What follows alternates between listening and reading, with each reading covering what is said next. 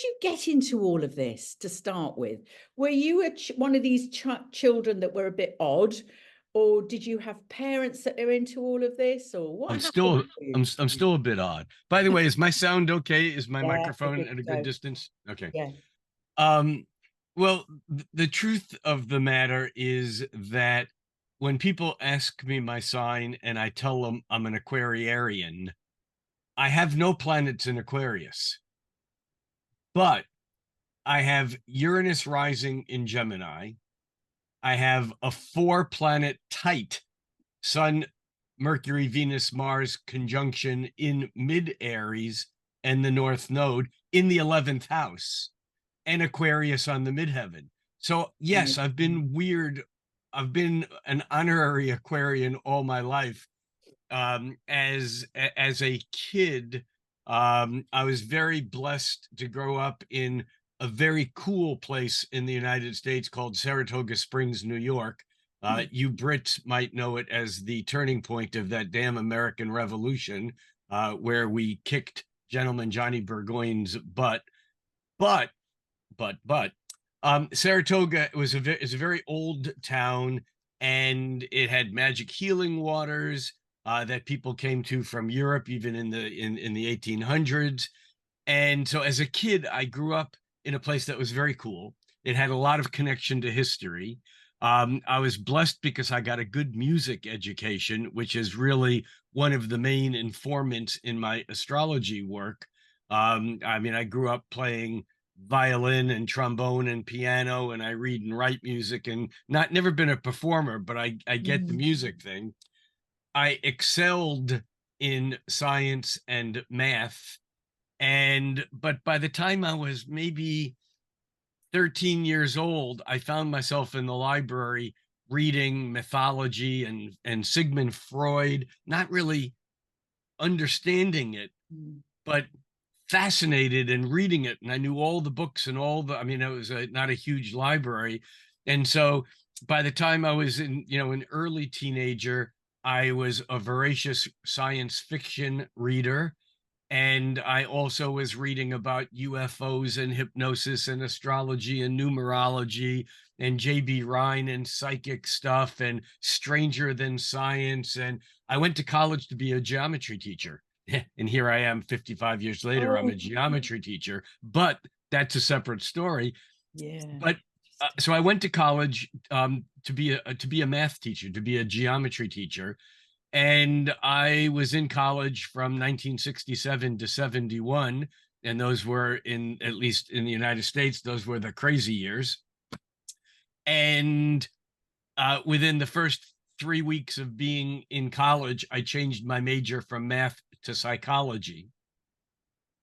So I have a BA in psychology, and you mix geometry, music, Mm. Jung, who I read cover to cover the entire Bollingen series. I went in deep into the Alan Watts, Tim Leary, Ram Dass, Richard Albert, and Carl Jung, and that whole genre.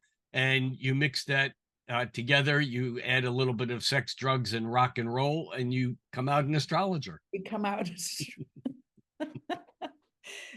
So just to just for me to understand, were your parents into this, or was it just No, that? No, so no. they weren't, and you were, and that's the way it was. Yeah, Yeah. No, I was the runaway in my family. yeah. I have Almost very the lineage normal. breaker, Rick. The lineage Yeah, breaker. I have a very normal brother, older brother, younger sister. Here's a funny story. My older brother was born the same day and same year as my old astrology buddy, Jeff Jower.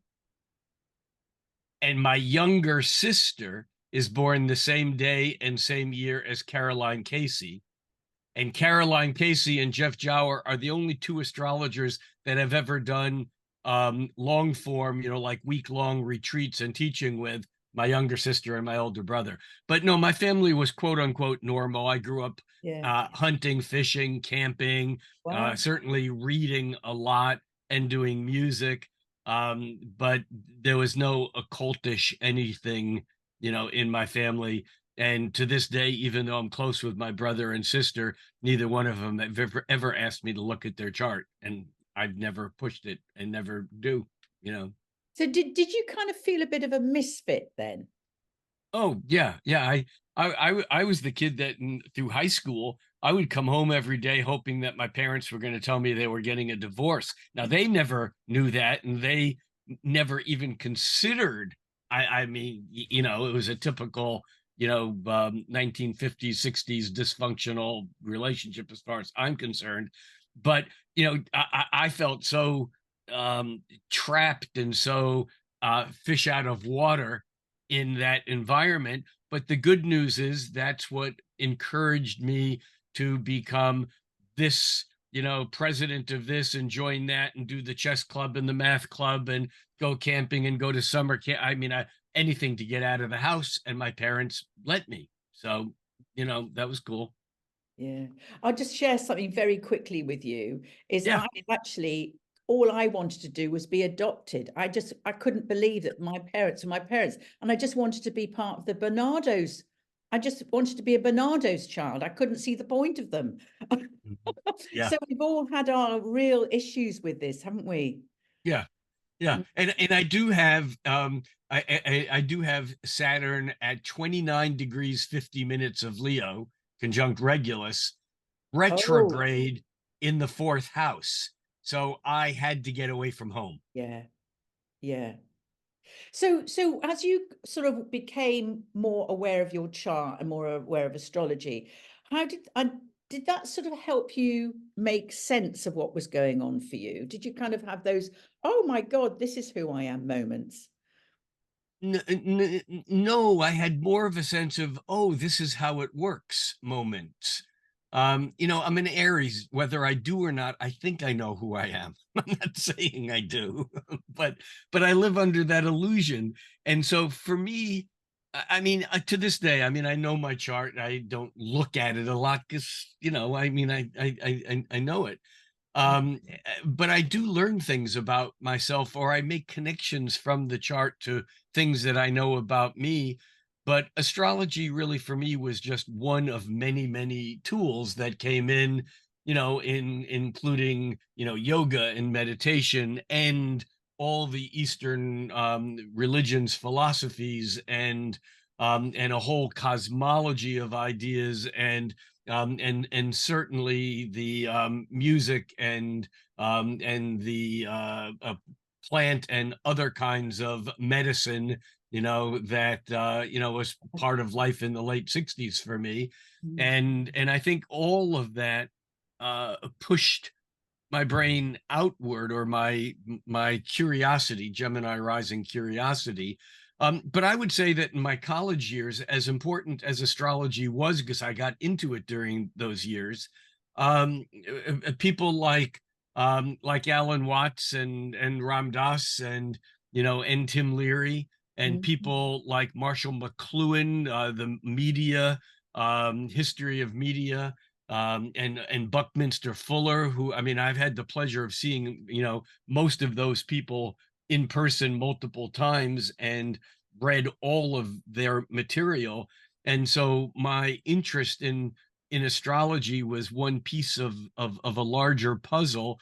And being a science math person originally, you know, quantum physics or physics in general, I'm very facile in that world, and certainly the deep dive into quantum physics over the years has deeply, deeply transformed and informed my astrology. And I believe if there's any gift or legacy that I might leave to, you know, to the community, Mm. is the re-understanding of astrology in relationship to what we now think the world is, based upon what we know in the subatomic realm.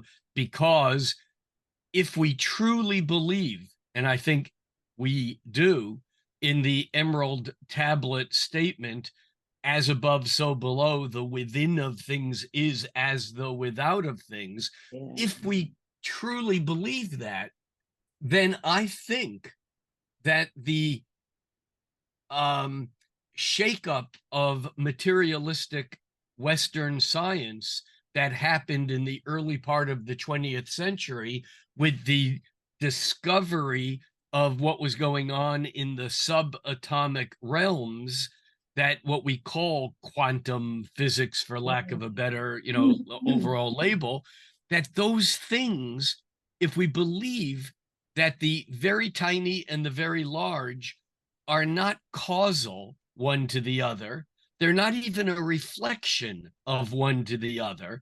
They are the same. They Yes. are one and the same.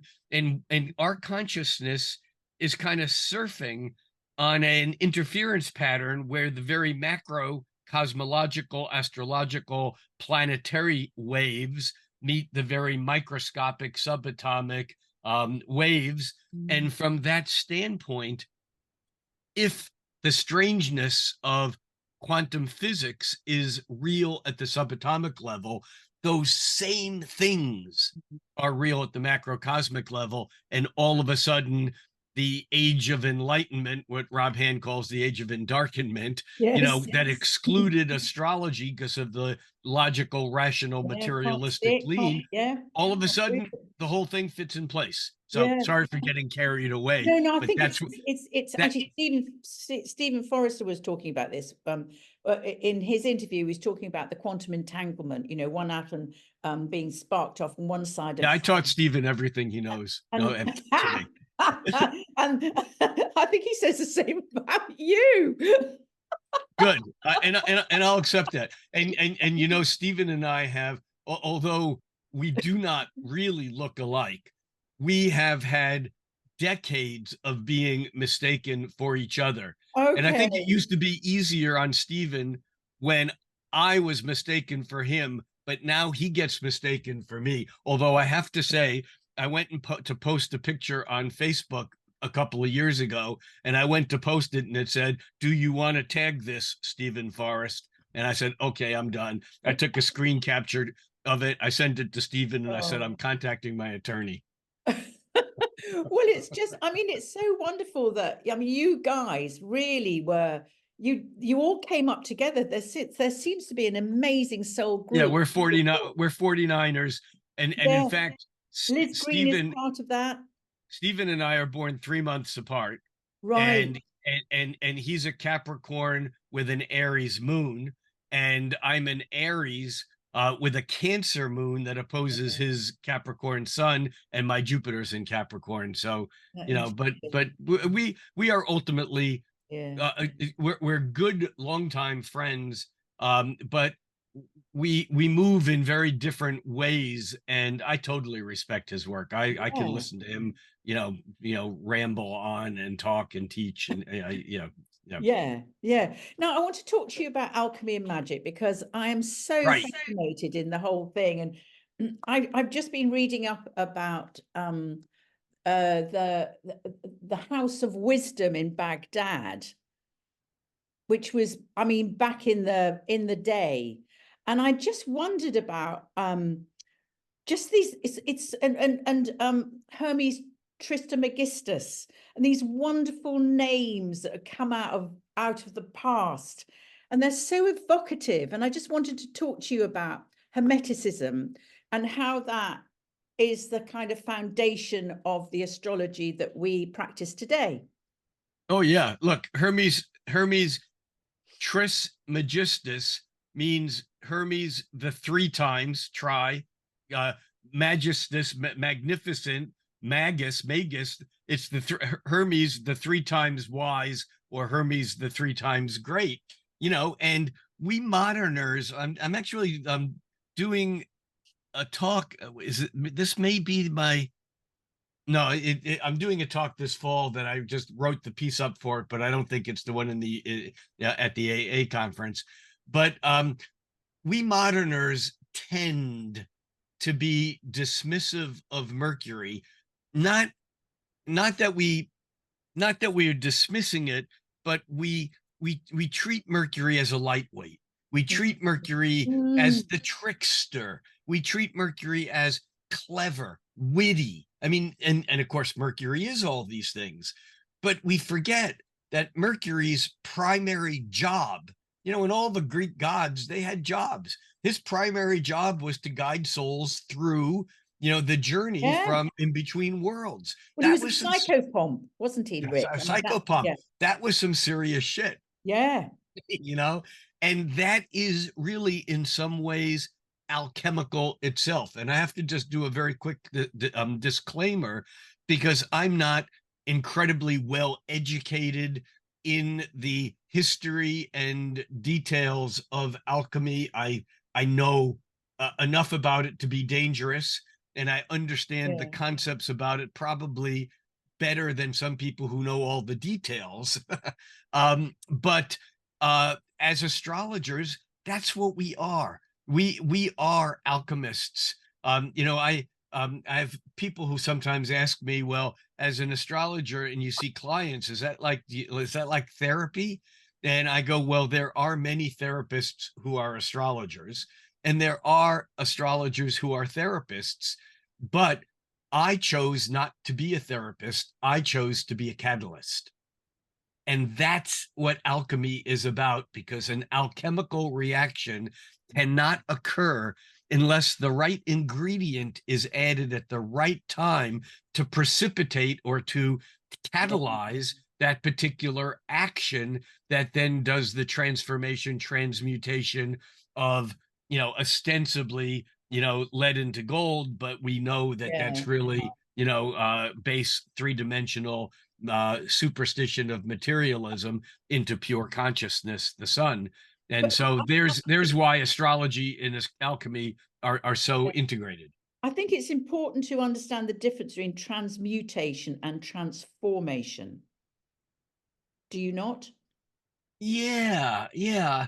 I think I'm not sure. There's a part of me here that wants to go run to my etymology dictionary, but I think the key difference is the difference in the words form and mutate, because a transformation is basically like leaves falling from the tree. One morphs into the other, where a Something different. transmutation Yeah. has to go into the darkness, it has to go into the death realm, it has to go into some place where magic occurs that's very different than just something transforming into something else. Yeah, from my understanding is transmutation is one form transmuting into another form, but for me, transformation is a complete change. It's sort of something dies to be reborn. Does that make sense to you? Yeah, I want to say yes, just for the sake of this discussion, but it sounds to me like that, like you stated that backwards, because it's, to me, it's transmutation that requires the death and rebirth. Transformation is a gradual Hmm. process. But I don't know. But I Yeah, think that no, those it's are just two key interesting words. because I think that, I mean, it's just interesting what you're saying about astrology and being the catalyst, because I think that's the philosopher's stone, isn't it? Is when you have a client and they have a massive breakthrough about who they really are. And that's And that's what creates that breakthrough? There's only one thing that, understand it, yeah, you go ahead, say it. it's understanding, It's it's that, understanding. I would say, I would use the word awareness, yes. but it's the same concept, that there is only one thing that on the metaphysical level is catalytic, and that is an alteration or change in awareness. And that's why, as astrologers, the practice that we have stepped into, and I think many astrologers don't understand this, and many astrologers practice a craft that's not what I'm interested in doing. I don't give a crap about prediction. I'm Mm, sorry. And I'm not taking that away from being a piece of the astrological puzzle. But I'm much less interested in saying something before it happens, that's what prediction is, Yeah, than yeah, I am in catalyzing something to happen. yeah. And so from that standpoint, I people, because this is a discussion I have often in, in just groups of social groups and in discussion groups, and that is, can astrology really change the future? And my answer is no, but astrology can change the past. And I'll say more about that in a moment. Yes, do, because can it change the past? Oh, absolutely. The past has already been, and No, I agree that's an about the illusion. future That's an because illusion. The past only exists in the present moment. say more And about that. well, have you? I know you're British, and a cup of tea trumps the therapist. But have you ever been to therapy? I have. All right. So, what's the purpose of therapy? The purpose of therapy for me was to understand why I behaved the way I did. And the verb there was be was what? I did No, the word was why I be, behaved like I did. and that verb that you used was in the past tense. It was. And It so is. so it's my contention that is supported by all the astrological or all the psychological training that I've had, and I've had extensive, is that therapy is basically about recreating and rewriting and re-understanding the past so that we don't repeat patterns that were previously invisible. This is what Freud called a Yeah, neurosis. yeah. That was a pattern that was based upon an untruth that we thought was true. And so we go into these repetitive cyclical patterns of doing them again and again. And so what we do is we change our history, which then changes our view of the present moment, which then gives us choices that we didn't have. And that's what changes our trajectory into the future. That's really interesting. I come from a slightly different understanding about that because for Yeah. me, I don't think you. I think that the past is what's happened, and you change your relationship to what happened. You can't change the Well, past because it happened, but you can change your relationship. You can change the shame, the guilt, the so, or Sue, let me ask you this. And again, as I bring, my American perspective to this, but for example, as a kid, I grew up celebrating Thanksgiving as this amazing holiday where we had discovered this new land and these people who lived here helped us and gave us food, and this is a remembrance of the thanks that we give to being invited into their land, only to rewrite that past and learn that there were 250 million people, or 250 million people already here living happily, and we killed them, yeah. and we feasted with them once and then we killed them. you know and so what is the past? The past is always only based upon our, even when we have facts, we don't have a past, we have a perspective of the past that we change. And what you're saying is true, we're changing our relationship to the past.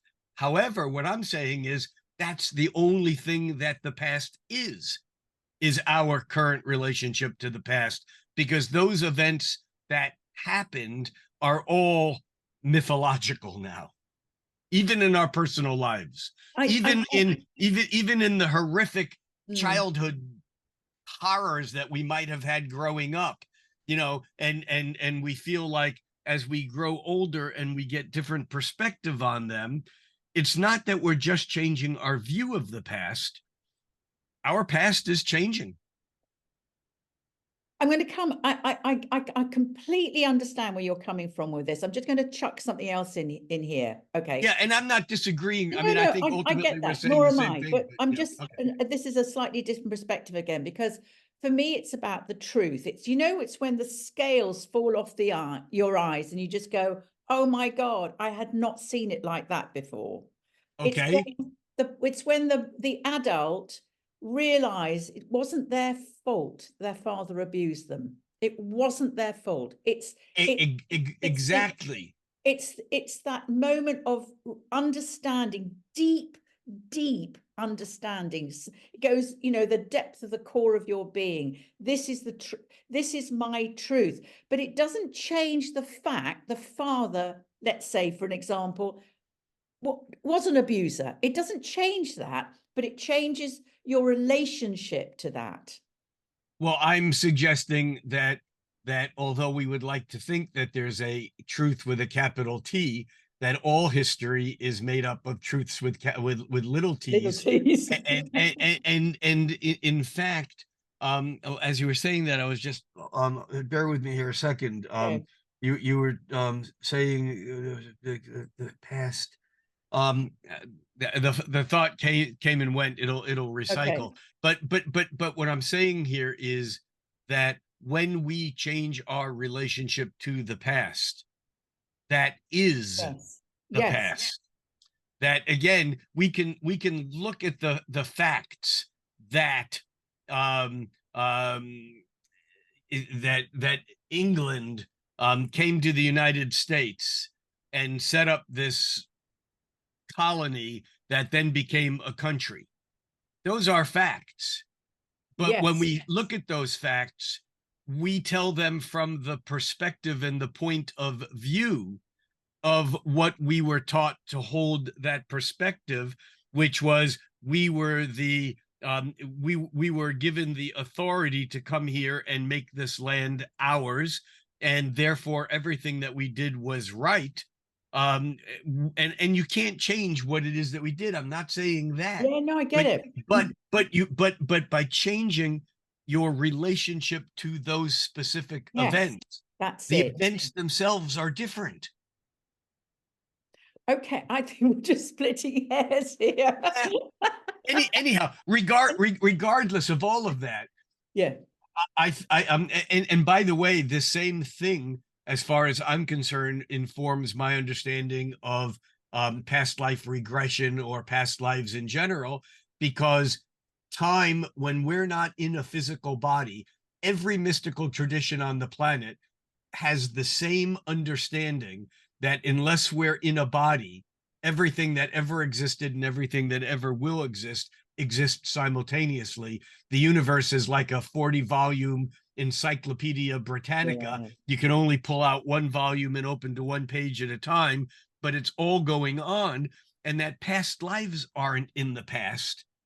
If we're experiencing it in the present moment, they are in the present moment. yeah, And there's no linearity. The soul doesn't do this and then this and then this and then this, and now we're here and that's the end of the yeah. line. That's a limited way of Well, understanding it's it. a linear way, and the linear way is because it's how we live. We live in a linear way. We Not us born and then we astrologers. We die. live, but us astrologers have broken out of linearity, Yes. and we live in an orbital, in a cyclical realm, where we understand that time is cyclical. Yeah. But once you take that leap into the cycling of time, let's just say taking someone's chart or your own life and going back to birth and marking Saturn when it first conjoined your moon, and then when it squared your natal moon, and then opposed it, then squared it, then conjoined it, then squared it, then opposed it, and Yeah. you tell that story,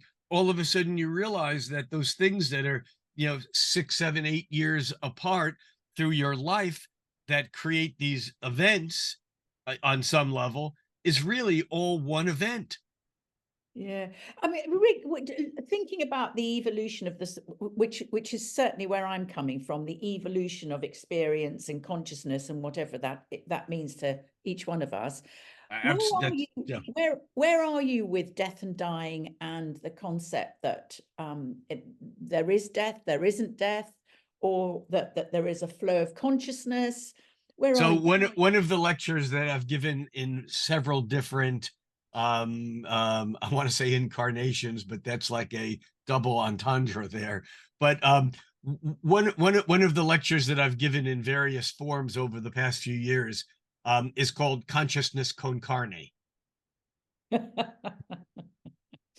And because ultimately, one of modern science has several axioms that need therapy because they're untrue. And science, which is a system of thought based upon repeatability, is actually a neurosis, and because it has to keep repeating the same thing because it's built upon some untruths, just like a Freudian neurosis. And one of the things that I think about when I think about um, uh, one of the faulty what's the right word, foundational, I guess axioms is a right word, of modern science, is that evolution, basically inanimate became complex forms, became animate, became single cell or viruses, then bacteria, and more complex forms until we had, single cell animals like paramecium and things of that sort. And then this evolutionary process kept becoming more and more complex until the electrical systems developed what we now call a nervous system, until at some point in time something happened and we developed consciousness. And that consciousness was a thing that happened on the evolutionary scale, maybe somewhere between a mammal and an ape and a human and a homo sapien sapien, or whatever. But that consciousness is a byproduct of mechanical complexification. And anyone who has studied the Eastern modalities, and anyone who really understands how it works, knows that it's exactly the opposite. And that is that thought is pre-existent to matter. In the beginning, what was there? There was the word, and this is not meant to be a biblical, proclamation, but even the Bible says that what happened was there was nothing, and then something vibrated, and it wasn't the word. The word in Aramaic, and in Greek, is logos, and logos we think of as logic, but that's not what logos is. Logos is the vibration of something that was pre-existent, that when it vibrates, it manifests into reality. And so my overriding, underwriting question that has driven my work in astrology for 55 years is, how does meta become physical? In other words, here we are, you have a life, you have a home, you have a family, you have people, you have friends, you have clothes, you have books, you have cars, you have ideas, you have history. That is a constellation of your energy. And yet at one point in time, you didn't exist. And there you were as a single cell or a couple of cells. And then the complexification happened. How does something manifest from no thing? And that is the real question. And I know the answer. And it's not about hubris, I know, but the answer is that vibration manifests as physical form. Thought is vibration. Consciousness precedes materiality. You shall be as you think. Change your thought, change your mind. That changes the reality. And so the idea here is that it's really important to understand that consciousness does not require animating meat to be conscious. Consciousness does fine without physicality. Are we talking here about the morphic resonance? We could. Thank you, Rupert. Thank you, Rupert. Thank you, Rupert Sheldrake. Absolutely. Yeah, and that's where I feel very strongly attached to. I think that answers a lot of questions for me. And the concept that the world is a panpsychism, the universe is the quality of panpsychism. It's alive. So we don't, Vibrating. as much as I adore Rupert Sheldrake as a human and his writing. I think his book, The Presence of the Past, of all of his books, is perhaps, I mean, the stunner. Although his work is good, but morphic resonance, although he coined that binary term, um, it's what Pythagoras said. Pythagoras said Yeah. all is vibration, and he said all vibrations arise in sympathy, in sympathetic harmony with other vibrations. And you see, here's where astrology fits into this whole thing. And we'll cycle back to alchemy here in a moment, because we as astrologers are at a transformational point that most people don't understand. I mean, everyone knows that the astrology we're doing now is different than the astrology that we did 50 years ago, 100 years ago, certainly in the formation of the Vedic or Hellenistic phase, even though all those things are incredibly important. But the transition that we're going through right now is an absolute 100% analog to what scientists had to go through in their understanding of quantum physics. And it's this. I mean, it's one of many pieces of this puzzle. But when you look at a planet, when we as astrologers draw up a map, we're drawing up a map with, depending upon what school of thought we use, we're mapping 8 or 10 or 12 or 15 or 25 different points on a radial graph. That's what we use, what we call a horoscope, which, of course, as we know, is just Greek for view of the hour, like telescope is a view of afar, horo, hour, scope is to see. That when we look at the view of an hour and make that map, what we're doing is we're putting points on that map. Are you with me? Yeah, absolutely. Okay.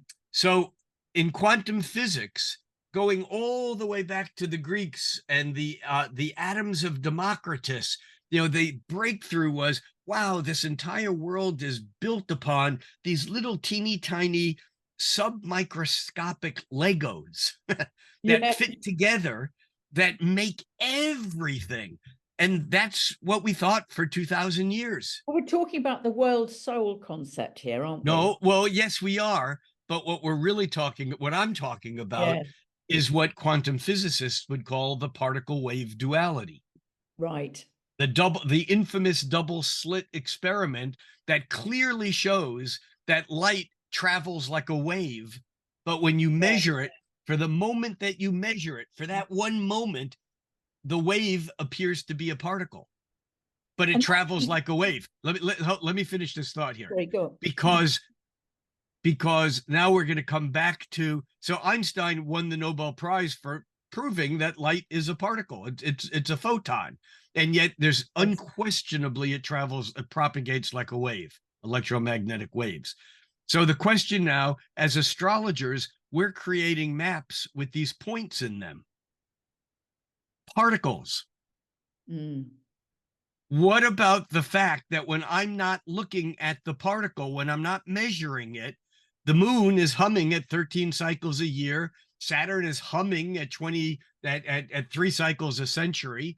Pluto is humming at 4 cycles a millennium.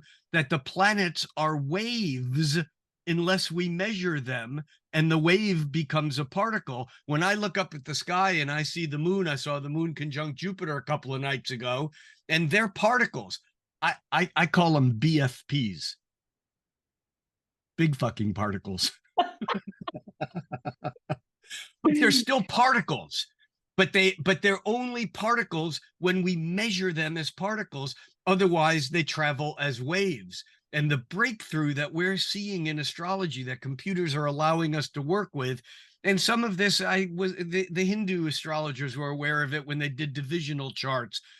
Certainly, cosmobiology, Uranian, the fourth harmonic wheel, was aware of this. Certainly, John Addy, and his breakthrough work on harmonics, David Cochran in vibrational astrology. This is all just an artifact of a tip of an iceberg because our understanding of planets is no longer limited to planet as particle. Yes, I'm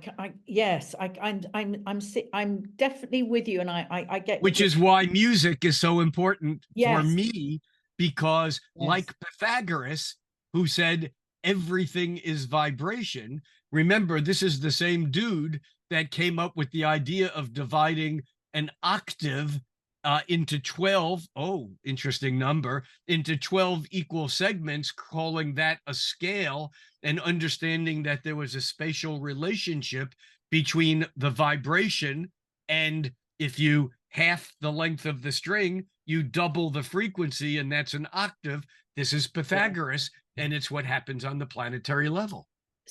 So this brings me on to the dodecahedron, which is the 12-sided Yeah. shape, which is said to be the shape of the universe. Well, it's the most complicated. It's the most complicated three-dimensional form made out of only one shape. Yeah, The problem with that, though, is that Buckminster Fuller came along and took the dodecahedron and turned it into an into a what do they call it, a stellated dodecahedron. I'm not using his exact words here, I'm sorry, but it basically ends up with, instead of the hexagons that make up the 12 sides of it, by putting pentagons around it, giving it three-dimensionality and creating that shape that we call the soccer ball, that pattern. And in yeah, fact, it's the shape of carbon 60, which is a three-dimensional spherical, carbon atom or carbon molecule. And so, Plato was brilliant, but a dodecahedron was still more simplistic than it may ultimately be. Geometry, sacred geometry is magical, and I don't know that the shape of the universe is actually as simple as a dodecahedron, because part of the problem is that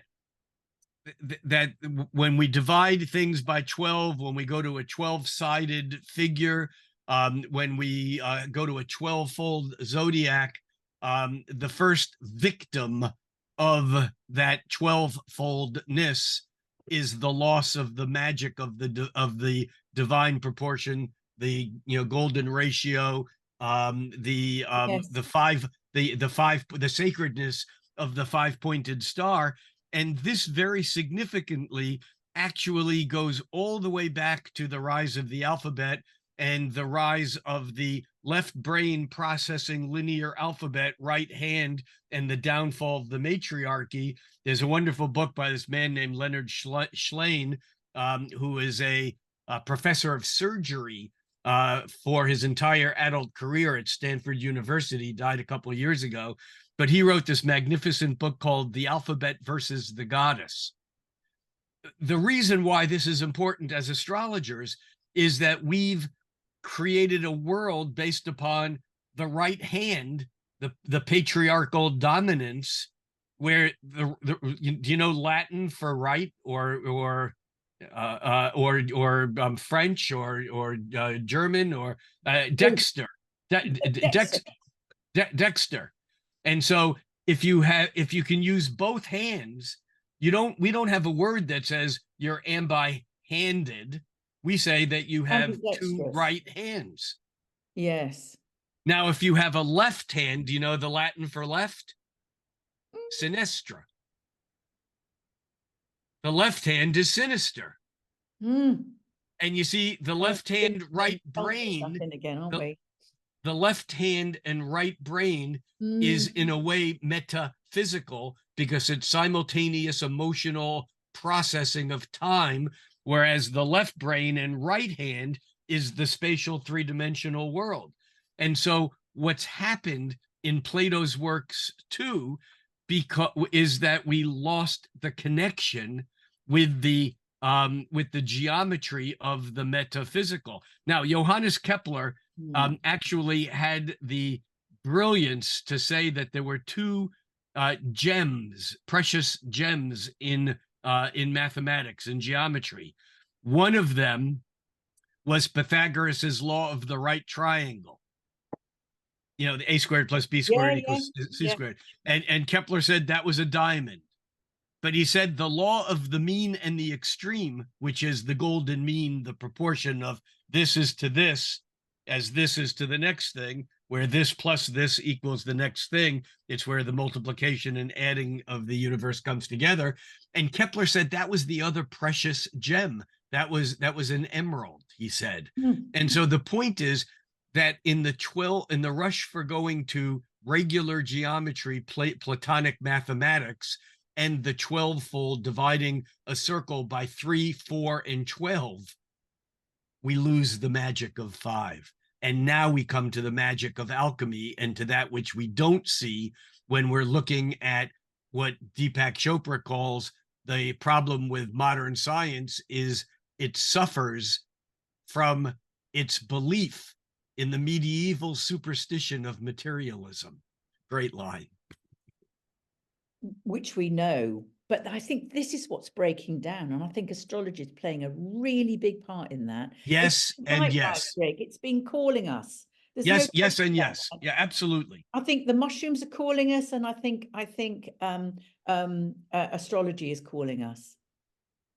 Yes There and is yes. there's sort of symbiotic stuff going on here. I'm so curious about that. Yeah.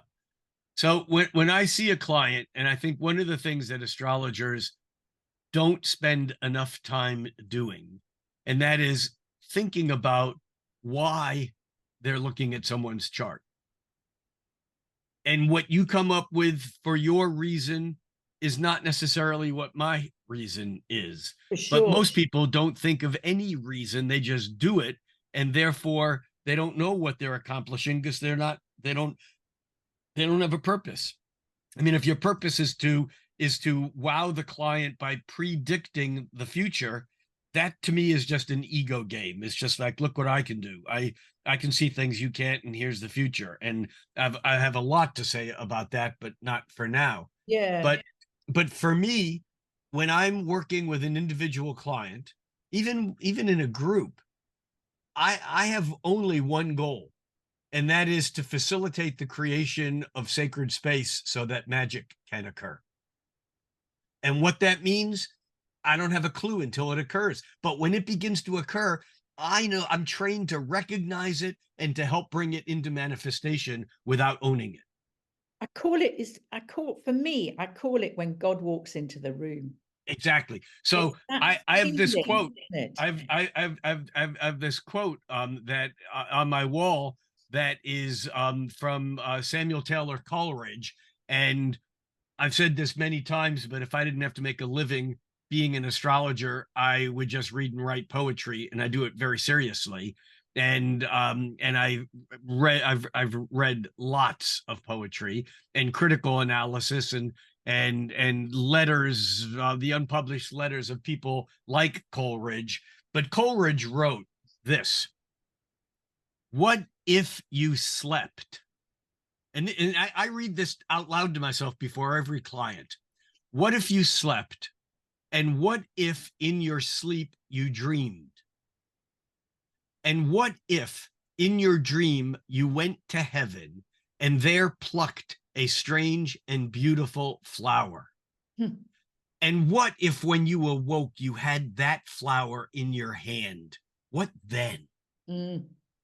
And what I do in every session is I try to send a client away with that beautiful flower that came from some other space-time dimension that doesn't fit into this reality, that when they go home, they can set it on their desk or on their nightstand, and that becomes part of the catalyst that keeps gnawing at them, that reminds them that there's something outside of their normal space-time illusion of what their three-dimensional world is, that becomes the catalyst that begins to start that psychic process that begins the transmutation in Jungian terms, the hero's journey in Joseph Campbell's term, of changing whatever it was, the lead into the purity of silver or gold. Do you feel though that often that clients come at a very critical moment in their Oh, life, and unless it's a gift, they unless it's a gift certificate. they don't even they've never had the astrology chart done before maybe, and it's Yeah, absolutely bang on target, that's right. Yep. ready, Yep. they're just ready, Saturn's conjoining your ascendant in 2 days or in a week or a month, or whatever. whatever. Pick the transit It's or so progression. interesting. I'm constantly gobsmacked by that. Unless That's it's a gift, and symbiotic. gift charts are a pain in the ass to do because someone gets a gift and they go, I'm here, and they may not Yes, have any reason to be. but it's such a difference working with somebody who's ready, like, just ready to go, and somebody, as you say, that isn't, and they kind of go, I'm just going to have my chart done. It's Yeah. it's different. It's a whole different thing. I'm just conscious of time, Rick. And I know how busy you are. Is there Well, anything? I hold on. First of all, the time is yours. I'm Oh, in my I'm done working for the day. I'm in no oh, hurry to okay. go to bed. You yell uncle or whatever it is that you yell when when you need to go. I'm good to hang out. I'd like to talk more about this whole concept of the world soul, or it's the anima mundi, and the how the ancients connected with that, and also about I think Pythagoras as well, and how he, as you talked about the vibrations, the seven vibrations, the seven musical notes. So was he attuning, do you think, to the seven planets and working with their vibration to create the music of the spheres? I mean, I just find this Yeah, fabulous. yeah, yeah. The answer is we will never know in the way that we think we should know. But duh, there's certainly those connections. I do find it interesting that in sacred geometry in the natural world, there's not much sevenfold geometry. That there's a lot of, 3, 4, 5, 6, 8, 10, 12 fold geometry in the natural world. And Johannes Kepler, Mm. who, as you probably know, broke out of Ptolemy's 12-foldness and gave us the eighth and fifth harmonics. He didn't call them that, but he gave us the quintile, biquintile, and semi and sesqui square. That Kepler wrote that fives and eights are really important, but God doesn't use sevens. They're too complicated. Now, I heard a long time ago that apparently that Pythagoras had a Hermetic school. Is that right? Who That's knows? my understanding. But seven for him was such a sacred number. Seven and also five. And Allegedly a lot of this is apocryphal, but the general consensus is that that Pythagoras's secret order was called the Order of the Golden Apple, and that the way initiates who were sworn to secrecy would identify others when they were outside of the school of the grounds, is that when they were traveling, they would go to an inn, to a tavern, and they would take an apple and they would cut it horizontally, and they would eat half the apple and leave the other half face up, of because, course, as we know, the seeds oh, make a five-pointed star. And wow. it's the five-foldness is basically, it's the only regular geometric pattern that actually creates the golden mean or the divine proportion. When you draw a five-pointed star, the diagonals on each of the sides of the five-pointed star, they each crisscross one another, and they make two short segments and a middle segment. And the short segment to the longer sum of the other two. If the short segment is 1, The longer one is always 1.6180339 dot dot dot dot dot dot. Fibonacci numbers, isn't it? That's what we're talking about. Yeah. Well, it's the golden mean. Fibonacci came Yeah. 1,200 years later. And yes, Fibonacci numbers are related to the golden mean, but the golden mean itself, the Egyptians knew it was the secret to the access to the metaphysical realms. The Great Pyramid has the golden mean. Giza, all the old pyramids. In fact, the stonemasons, which was of course a real union of people who did stonemasonry, that part of their secret initiate tradition was, and they built all the old temples all through England and Western Europe, and that the ratio of every window, every room, every anteroom to the larger rooms were always 1 to 1.62 or 1.618, because the golden mean was built into everything. In the Great Pyramid at Giza, if you measure from the tip of the pyramid down one side to the middle of that side, that's called the apothem, and then you measure from that point to the base, a corner, and you divide the height, the slant height, the apothem, by the distance to the corner, it's 1.61803 to some crazy decimal place. So the point here that I'm making is that the 5-pointed star has been an access to soul, and even Kepler understood this, even though he couldn't go to the sevens. He didn't have a computer. Calculating seventh harmonic is a pain in the ass without pushing a button and just seeing it. I think for me, when you cut an apple open, I think this is the key to it all. It's you got to cut it not like this. You got to cut it like this. Yeah, you got to cut it horizontally across. Yes. It's and there's the start. It's actually the whole concept of what beauty is, because it makes you go, oh, and it's sort of a sense of and as you may know, and now I never saw the movie The Da Vinci Code, but I read the book. And as you may know, Leonardo da Vinci illustrated an entire book on the aesthetics of beauty. The big question then is beauty something that is natural in itself, or is it always defined by the taste of an individual person? And Da Vinci and people like Albrecht Dürer and Botticelli, they all acknowledged that it was that ratio of the 1 to 1.62 that was inherently beautiful. Now, here's where it gets crazy. And about 25 years ago, Nick Colostrum said, "Oh my God, Levine, no one has ever discovered this before." And I don't know whether that's true or not, and I don't really care, but listen to this.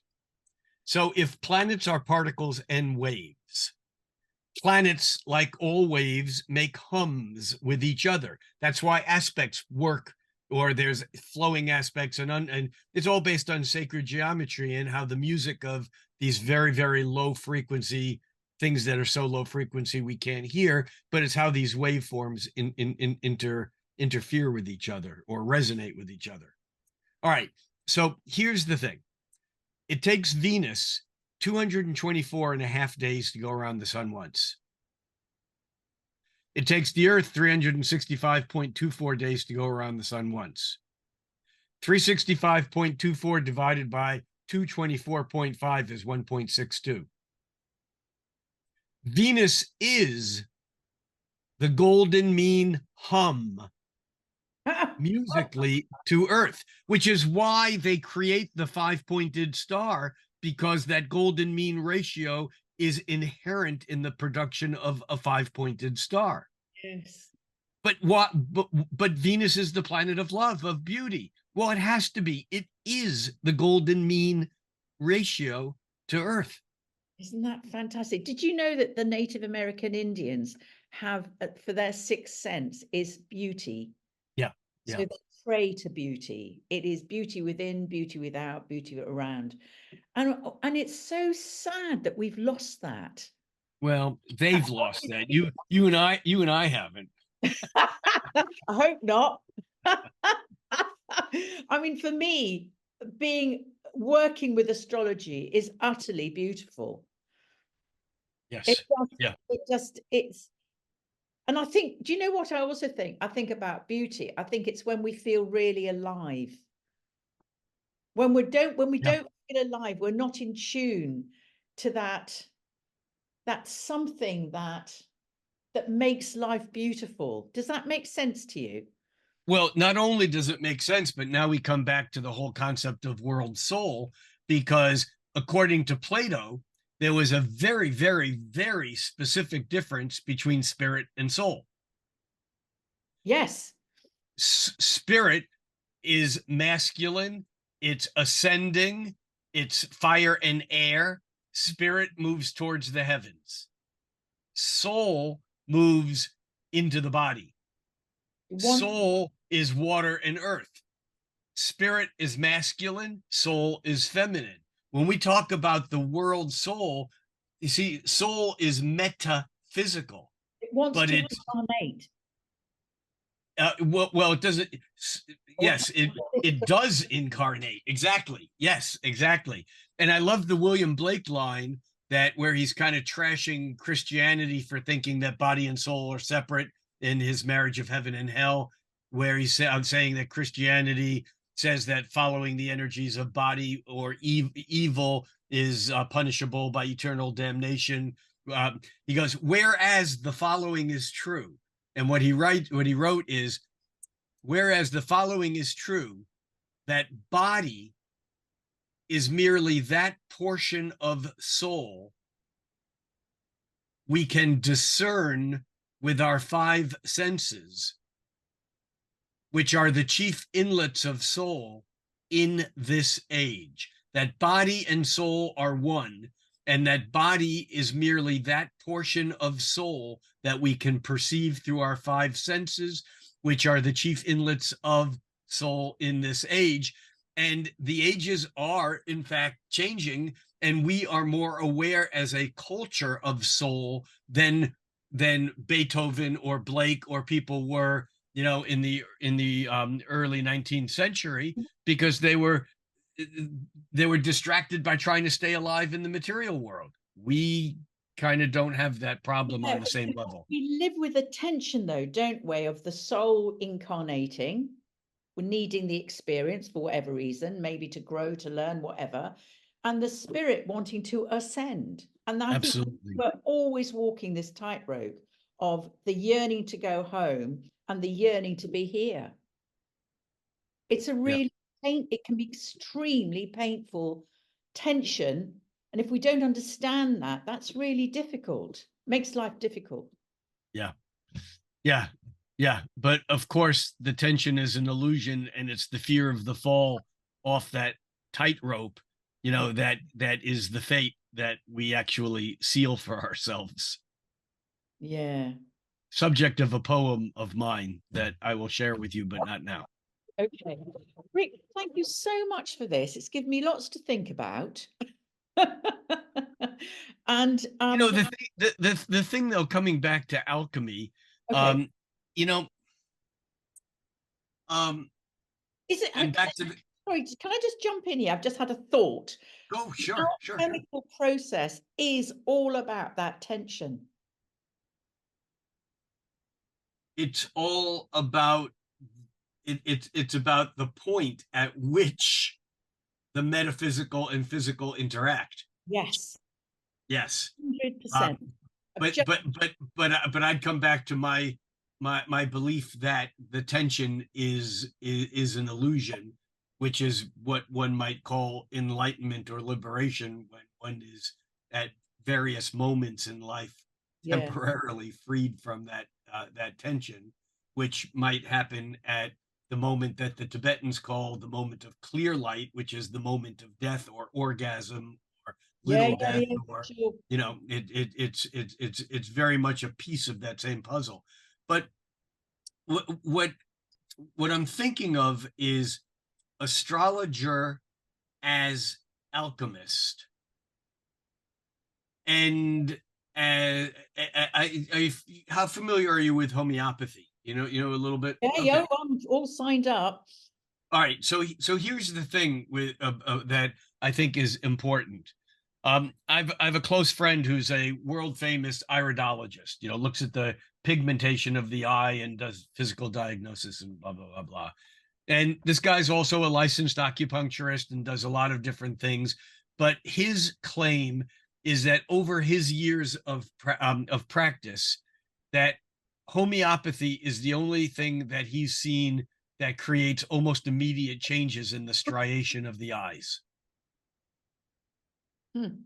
All right, now hold that thought just for a second, because one of the things that Samuel Hahnemann kind of really got down was this idea that when we do normal medicine, we're acting on a material three-dimensional plane, and that the less material substance and more vibratory the substance is, the stronger or the higher potency the remedy. So that the less physicality, the more vibrational, the deeper and more potent the actual homeopathic, so that a 10M or a 10 million or a or a 1/100 is greater than a 6x, a 6 times or whatever. Hmm. All right. It's my contention that when we have a client, and I just have to throw in here something that Zip Dobbins, I don't know if you knew Zip, used to say. She was an American psychologist, astrologer, teacher. And Zip used to say that when a client hears an astrologer talk, the client doesn't hear the astrologer talk, let me do this again. When a client hears the astrologer talk, the client doesn't hear the astrologer talk. The client hears the cosmos speaking. Hmm. So when I say something, and I'm sure that if you do clients, you've had way too many people who have come to you and said, oh, I saw this astrologer and it was so damaging because they said blah, blah, blah, blah, blah, blah. Astrologers say things without thinking of the impact it has. And here's why. If I'm thinking of this concept of homeopathy, and I'm making higher and higher and higher potency remedies, there's a point at which the vibration of my voice or of a sound healer, without any physicality at all, is going to resonate and create a vibration that will, in the system, begin a sympathetic resonance that will eventually take over and remove the blockages. Just like an opera singer, singing the right note can shatter the champagne glass. So as an astrologer, what we're really doing when we're talking to a client, especially if we're talking about the potential of the future, unknowingly, we're delivering homeopathic remedies.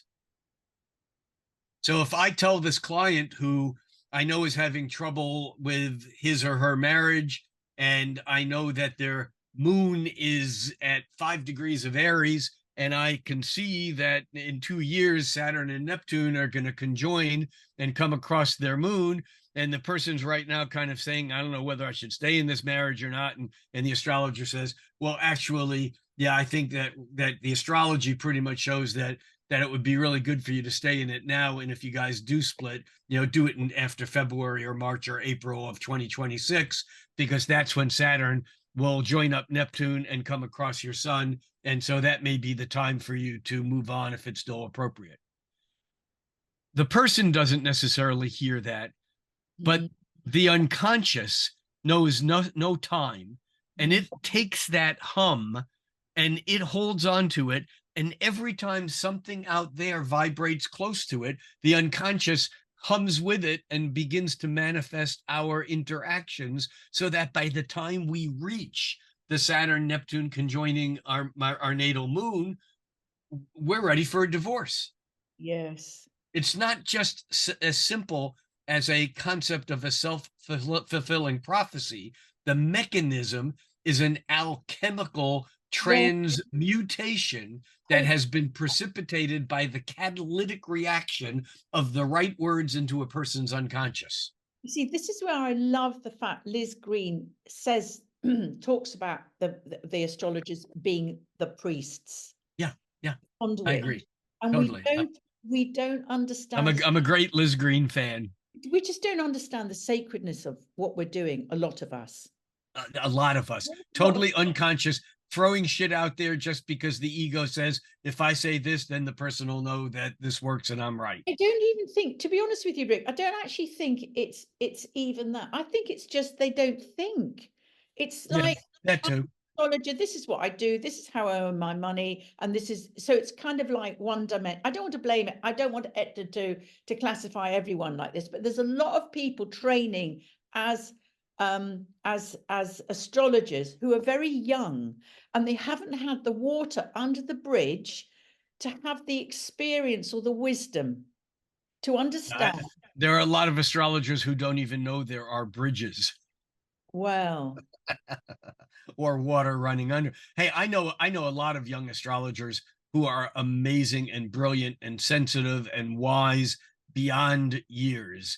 And I know a lot of astrologers of all ages, not just young, but okay. who got a couple of books and figured it all out and saw the mechanics and saw how it works, and that's what they do.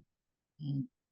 It just, I think it needs to be more noticed that the whole concept that we are a bridge between the cosmos and what's going on, and to take that really seriously and actually treat it with utter respect that it Well, deserves. in a way, yes, what you're saying is true.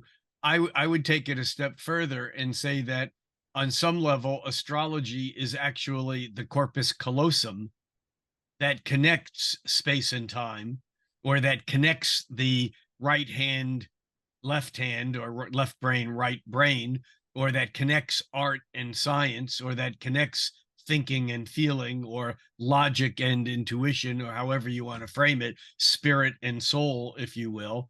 And that the renaissance that we're experiencing right now, which has been at least partially energized by the reclaiming of our history through Arhat and Project Hindsight, and and the translation of material from the Aramaic, from the Greek, from the Arabic, from the Hebrew, from the Sanskrit.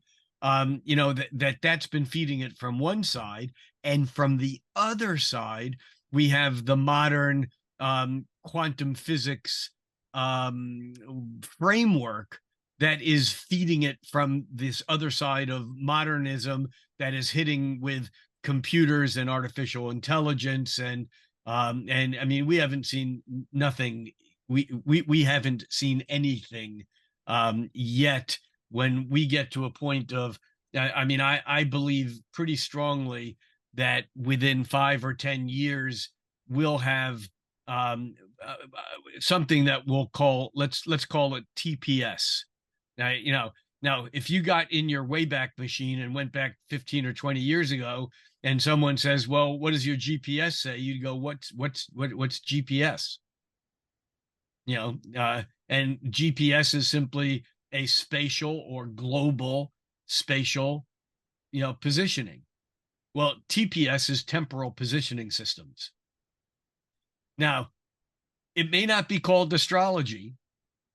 It may be some invention by some engineers at Cambridge, or at Stanford, or some damn place, saying that we've discovered some new kind of gravitational wave and we can calculate when the right times are to do right things, and we can put it into an app, and you don't have to know anything about anything, but just feed in your biography. Artificial intelligence will tell you whether you should wait 3 minutes before you make this next phone call. Temporal positioning systems, TPS. Mm. It's vibration. It's all vibration.